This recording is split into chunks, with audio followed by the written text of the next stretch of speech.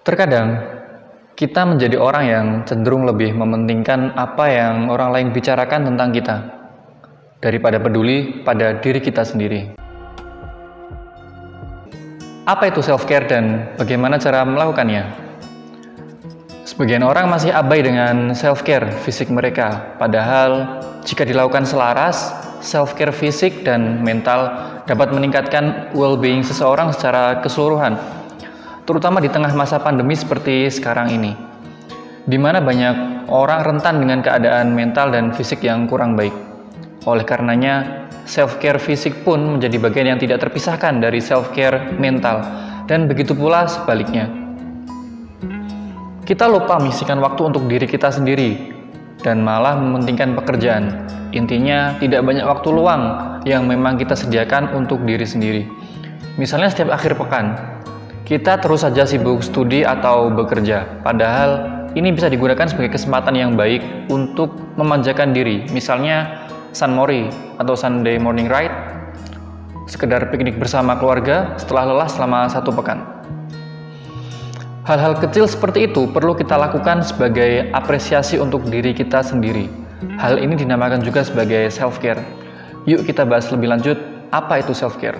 Konsep self-care ini sebenarnya sudah mulai dikenal sejak tahun 70-an. Namun saat ini, konsep ini sudah bisa dilakukan melalui banyak cara yang tentunya berfokus pada perawatan diri melalui perantara. Misalnya aplikasi meditasi seperti Headspace, sharing melalui podcast, atau mental health platform online lainnya. Hal-hal tersebut membantu kita melakukan praktek perawatan diri atau self-care. Akan tetapi kita juga harus tahu dong, apa sih definisi dari self-care ini? Self-care adalah tindakan yang dilakukan untuk fisik, emosi, relasi, mungkin juga profesional, edukasi, dan untuk beberapa orang. Kesejahteraan spiritual yang mencerminkan cara kita menjaga diri sendiri pada tingkat paling mendasar, kata Helen L. Kuntz, psikolog kesehatan klinis. Intinya, self-care adalah melakukan perawatan untuk diri kita dengan cara melakukan hal-hal yang bermanfaat untuk diri kita sendiri, baik secara jasmani maupun rohani. Sayangnya, banyak yang salah mengartikan hal ini sebagai suatu keegoisan. Pemikiran ini salah. Diri kita membutuhkan perawatan dan perhatian juga, agar kita tetap bisa menjadi pribadi yang produktif dan positif. Terlebih lagi di zaman sekarang yang menuntut banyak kesibukan baik dalam pekerjaan maupun lingkungan sosial. Jadi ingat, self-care itu bukan suatu keegoisan ya, tetapi suatu cara yang membantu kita untuk tetap bisa sehat secara fisik dan mental. Menyisihkan waktu untuk melakukan self-care bisa membantu kita mengatasi stres, kekhawatiran, dan untuk sebagian orang membantu mengontrol amarah atau sering juga disebut dengan katarsis. Bingung mau mulai dari mana? Ikuti beberapa tips berikut ini. Kamu bisa mulai dari hal-hal kecil seperti membuat rutinitas sehari-hari ataupun memperhatikan asupan makanan yang masuk ke tubuh kamu. Dengan mengikuti tips ini, semoga bisa mencegah menurunnya kesehatan tubuhmu. Berikut kegiatan yang termasuk self-care fisik saat pandemi, dirangkum dari berbagai sumber. Yang pertama, kenali perbedaannya. Penting untuk mengetahui bahwa masa sekarang bukanlah masa yang normal.